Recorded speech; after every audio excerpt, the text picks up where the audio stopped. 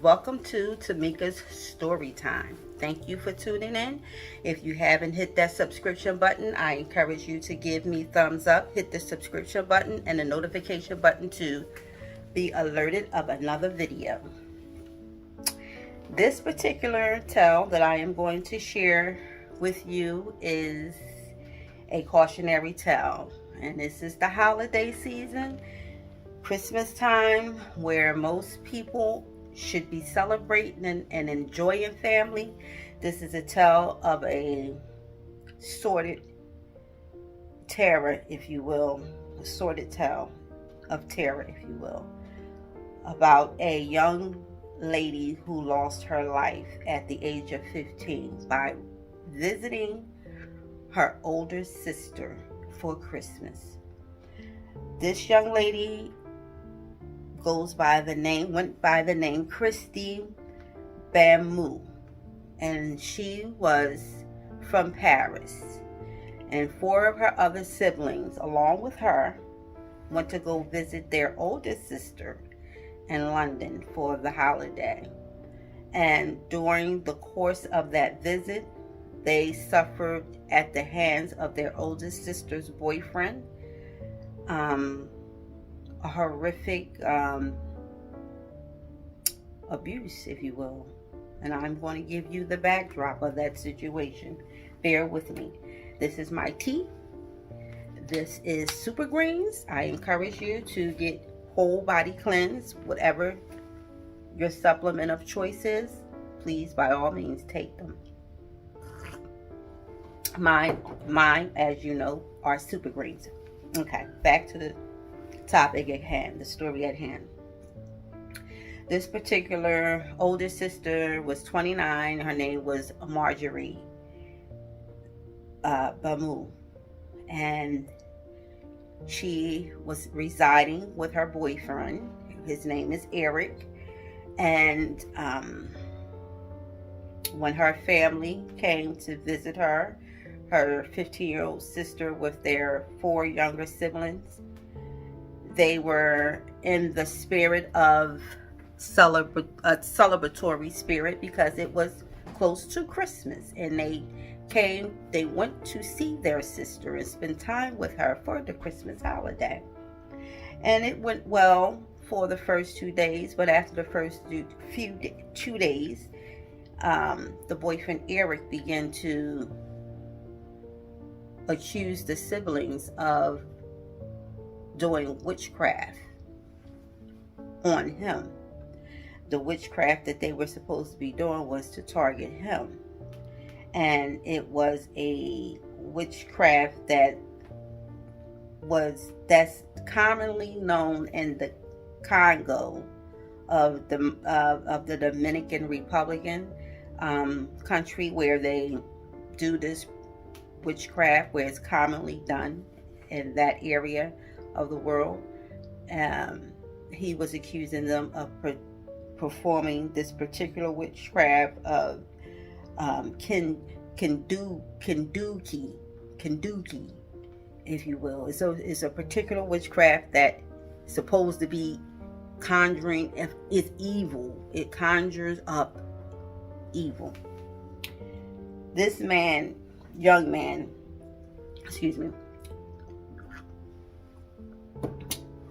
and projected his theory onto his girlfriend siblings that they were doing this on him.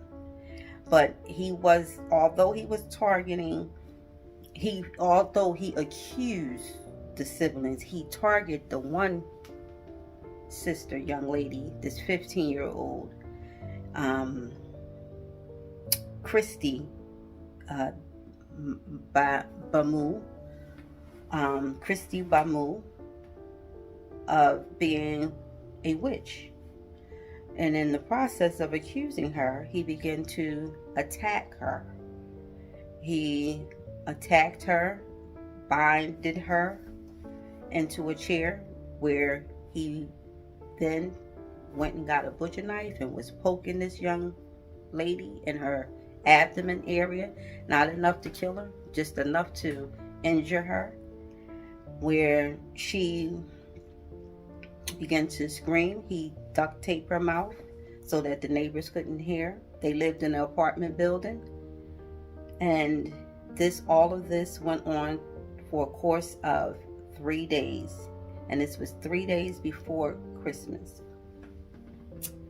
This girl remained in that chair, tied up, gagged, if you will, and tortured at the hands of her older sister's boyfriend, while the sister stood by and did nothing to help the situation. This young lady endured 3 days and nights of hell. He used pliers on this young lady. He crushed her fingers with the pliers, breaking every last one of her bones in each of her hands. Outside of poking her with a butcher knife in her abdomen, where she was suffering internal bleeding, as well as punching this young lady in her face, and before taking a hammer to her head on the 3rd day. Even though this young lady was tormented in that chair, she wouldn't die. And that fuss infuriated this young man even more. He took her out the chair on Christmas morning, drew a bath of water, and drowned her in that bathtub. It was at that time that one of the other siblings ran out of the apartment and into a neighbor's home and alerted them of the torment that was going on in that apartment. And they notified authorities. Once authorities got there and seen the nature of this crime that was committed at the hands of the sister's boyfriend and ultimately the sister, because they took them both in, and during the course of interrogation, they asked, why did he do what he did to this young lady? He's claimed to have brain damage, and the brain damage caused him to accuse her of being a witch. Well, with that, they locked him up and he received a life sentence. The sister, they asked, why did she sit by and let that happen? She had no answers. She had absolutely no answers to give them outside of her family did not practice voodoo. And she was given a sentence of life, a life sentence. Needless to say, I say all of that to tell this story, as a cautionary tale. This happened in 2010 in London, but this could happen anywhere. This can happen to anyone. Be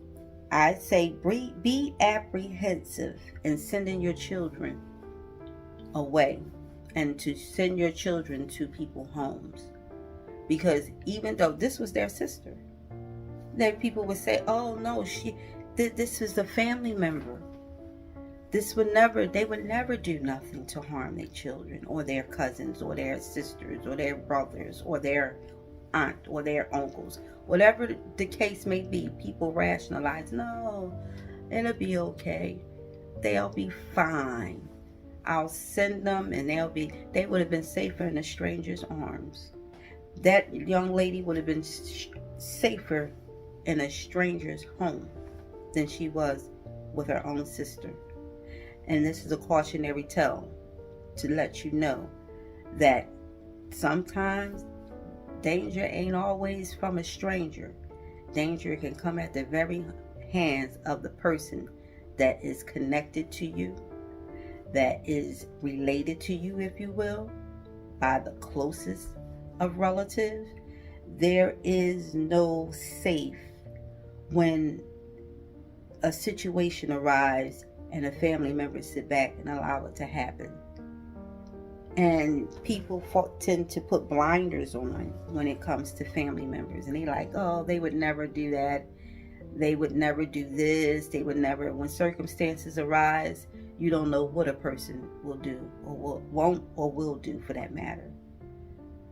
The safest person that you can be accountable and give assurance of is yourself. You cannot give assurance for anyone else, because the moment that you do, you letting your guard down, and that's an opportunity for something to happen, and something that you would never think in your mind and all rationale, you would never conceive to happen, but it happens, and it happens quite more frequent than it ever have, especially in this day and age.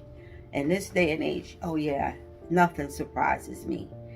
Nothing surprises me when you see and you hear the tragedy and how things go down.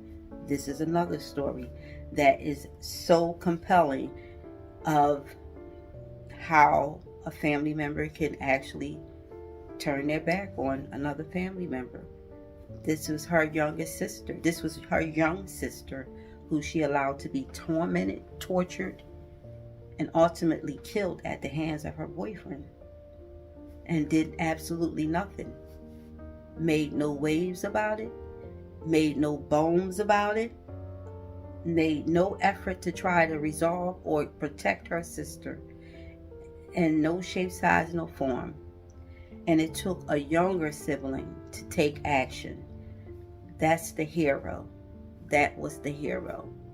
And that particular child will always know and be affected by Christmas because of the way they witnessed their sister be tortured throughout those days leading up to Christmas. So for every action, there's a reaction, and just be aware. You cannot predict what a person is going into. You cannot predict what a person will do. You cannot predict how a person will respond. You can only be accountable for what you would do and how you would respond. You send your children, and this is on a side note, speaking to the parents, you send your children over to another person's home, and you thinking, oh, that's okay because this is their friend, this is their relatives, if you will, family member, they'll be safe. For instance, if a fire was to break out, who do you think that they would make sure get out that house, and they have 5 children of their own, and yours just came to visit, and you sent one child? How do you think, when the mind kicks in and tragedy occurs, who do you think that they're going to go to protect? Okay, I think we all know that we're going to all be accountable for our own. We're going to all do everything possible to get our own out. And during that time of gathering children, we can easily forget the visitor who came, or the friend of the child who came to spend the night or week or visit, if you will. A moment. Tragedy can occur at any moment, at any time. And once that tragedy occurs, no one is trying to hear, oh, I'm so sorry, and I didn't know, and I forgot, and I was unaware, or I had no control. It's not sometimes the person doing it you harm or your child's harm directly. It's just circumstances arise and they allow certain things to happen. And this is why I am so cautious and apprehensive of sending my daughter to anyone, family or no family. It doesn't matter. I told her, do not ask me to spend a night at anyone's house. Don't ask. I don't want to be responsible for anybody else's children, and I surely don't want you to go to someone else's home and have to have their parent or that adult, whoever's in that home. You don't know who they're going to bring in their home. The person you're seeing may not be the threat, but you don't know what goes on in that home. You don't know what's in that home. It could be a gun in that home. All it takes is one issue, one circumstances, and you will be without a child, as a parent, you have to keep that in mind. There's guns in many homes. If a child picks up a gun and we know pull that trigger and your child is at the receiving end of that bullet, are you trying to hear, I am so sorry, it was an accident, it was. So these are things that we have to keep in mind. That's not limited to just a person being a intentional monster. It's just circumstances arise. And if those circumstances is not limited to just a person attacking or preying upon or accidentally harming, it's certain things that could be in the home, that could be unattended, that could be left around, if you will. Your child can be the one who picks up this item and out of curiosity do another person some harm. So no, you don't know, nobody can say or know what is going to happen or in a person's home if you're not there. If you're there, you can only count on what you can do if that should happen. Where you will be and with your child and be accountable for your children and a child, if you will. I only have one. I can't have children. It was hard for me to have the one I have, so I'm very safe in guarding her. But a lot of people have more than one children. They have more than one child. They have children. They have multiple children. So a lot of times we want to get rid of our children. Not to say get rid of, but we need a break. So we we're going to send you over to cousin or sister house so that you can spend some time with your family. And it's all good and dandy. We all have done it. We all have been there. As a kid, I've been to relatives' house and spent the night. Well, not quite often, but I may have. I'm sure that I have. I may not. I didn't spend a night out like that, and it wasn't that bad in my day. But it was bad enough. You was worried about predators at that point. Somebody preying on your child more so than anything. Nowadays, you got a number of factors that's involved with these kids today, and and circumstances that can arise, and how will it affect your life? Because it will definitely affect your life if a situation occurs and your child is in that home. So keep that in mind. This woman who sent her children to her daughter, this was her daughter, her firstborn, okay? No harm should be even encountered there, and or reason to suspect that the daughter will allow something to happen to one of her siblings. No, but it did, and it did horrifically.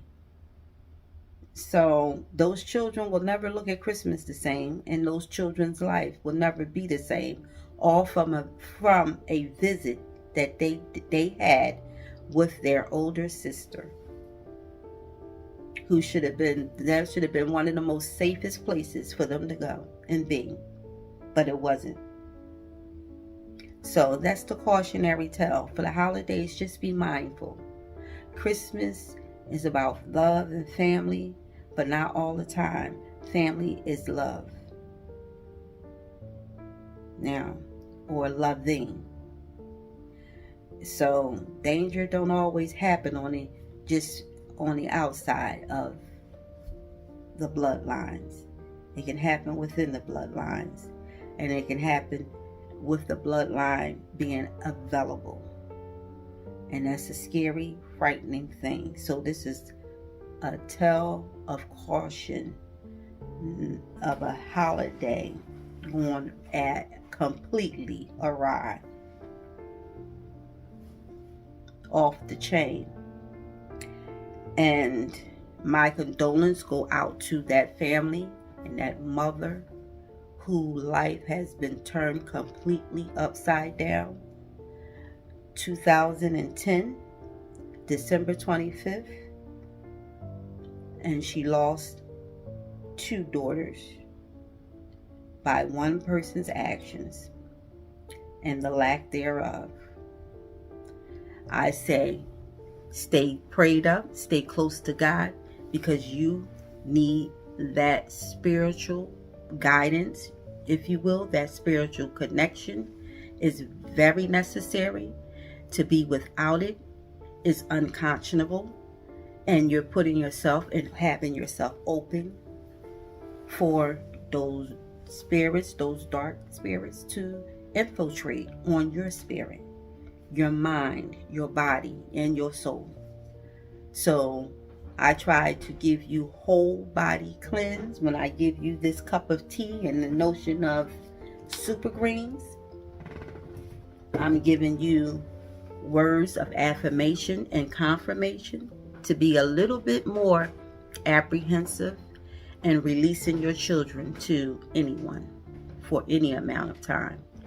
Just be mindful of this story and so many other stories that's similar to this story, or maybe like this story, but you don't want to be or experience the pain that that mother has to have experienced and will forever have to live with. So with that, I say, stick around with your girl. I got more stories, cautionary tales, testimonies, if you will, to give. And I pray that you be a blessing to someone so that the Lord can continue to bless you. And I will continue to give you some more story time. Until then, I say peace and Merry Christmas.